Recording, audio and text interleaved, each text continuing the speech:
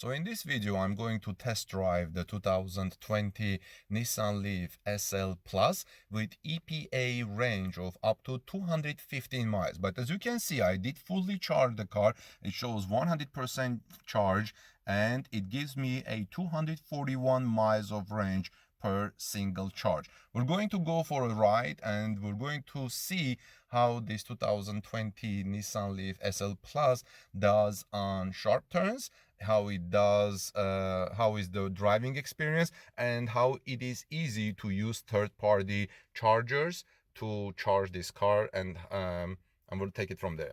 So right, everyone, so now we're gonna test the 2020 Nissan Leaf, and this is the top trim. Nissan Leaf has about 5 trims. It starts from S, SV, S Plus, SV Plus, and this is the top SL Plus, which gets, as I showed a little bit ago in a video, with full charge it took 241 miles per single charge. I test drove yesterday a little bit. It looks great, and I want to tell you how the drive experience be. I don't want this review to be like a cheerleading review for Nissan Leaf. Of course, there is Nissan Leaf. There are now host of electric vehicles, including Tesla, Chevy Bolt, and new ones are coming from the United States, Europe, and Canada. Europe, China. Recently, Volkswagen came with ID3 and ID4, which are getting some good reviews. But Nissan Leaf has its own place. Started 10 years ago, was one of the pioneers in electric car vehicle with zero emissions, all electric vehicle. And in the past 10 years, Nissan has sold 500,000 Nissan Leaf vehicles. This is the most sold electric vehicle to date. Of course, Tesla is making some advances right now, good advances, and leading the electric vehicle sales. But in the past 10 years, Nissan has done a great job selling 500,000 electric vehicles.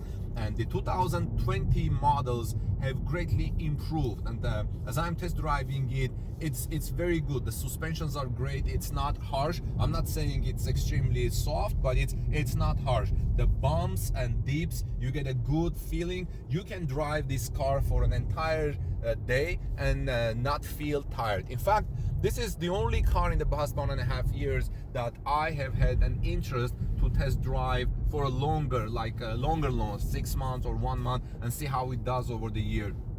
And like I said, the cabin is very spacious, luminous. I have 3 children. I've yesterday drove my entire family in this, took a long trip, and had a very pleasant trip. Everybody loved it. Even my son, who is a teenager, and he's filming us now, right now, he said, "Daddy, would you like to get me this one when I start driving?" We'll see how that goes. And but yeah, it's a great experience. It has its place. Price wise, it's really good compared to Tesla. It's less expensive. And in my next segment of this review, I'm going to tell you who provides batteries and how is the third-party charging experience. So we're going to now go to a place where we can charge this car and see how the charging is and what it involves to charging this vehicle. So let's take a look to the next one. In this segment, we're going to take a look how third-party chargers for Nissan Leaf or electric cars are looking for. When I was asking you in our YouTube community what topics I should discuss regarding the Nissan Leaf, one of the questions was that please show us how the third-party chargers work. And in this video, I'm going to take a look at that with you. So here's our Nissan Leaf, and red Nissan Leaf, and I'm here now at an EVgo fast charging station. So let's start the process. Whole process goes well. You come and stop at the fast charging station, you open your Nissan Leaf, and then the first thing we're gonna do, we're gonna take this stuff and we're gonna hook it to our Nissan Leaf just regularly as you're going to charge it. Okay, we do this, and then the rest is, I think, very straightforward. There is a credit card place. You put the credit card, you pay, and then there will be some information on the screen. Let's follow this. I've been always charging at home, but now this is the first time I'm going to charge at an EVgo station. So I'm going to put my credit card and let's see what happens after that. All right, top cards here. Okay, looks like nothing is happening. I don't know. Start. Okay, start. Okay, you have to push start, and it gives you options for CHAdeMO, CCS, and then information. So I guess we'll go with CHAdeMO. Okay, and swipe to start. Swipe to start your EV Go app. Okay, I don't have an EV Go app, and I just click on credit card option here.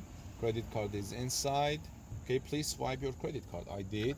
Okay, you will be charged $5.95 session fee plus. Okay, swipe to start. Okay, I'm gonna swipe my credit card.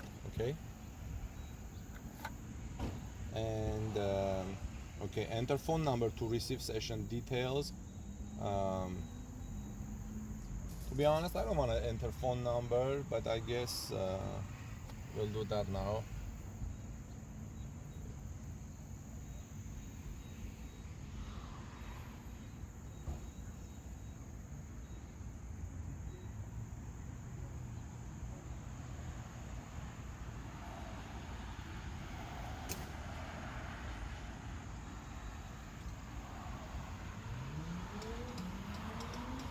Okay, now it says authorizing payments, and the payment is authorized. You can skip the phone number section and you just click submit, and it says please make sure your vehicle is plugged in. My vehicle is plugged in, and we're ready to start the charging. Okay, and I click start. It says initiating session. Okay, initiating session, and it's going. And now if you look at the screen, you can see that there are dots. My Nissan Leaf is almost like 85% charged right now, so that's why you see 3 lights there, and the third light is now blinking, because that means like at least 2/3 is charged, and it's going for now the third part.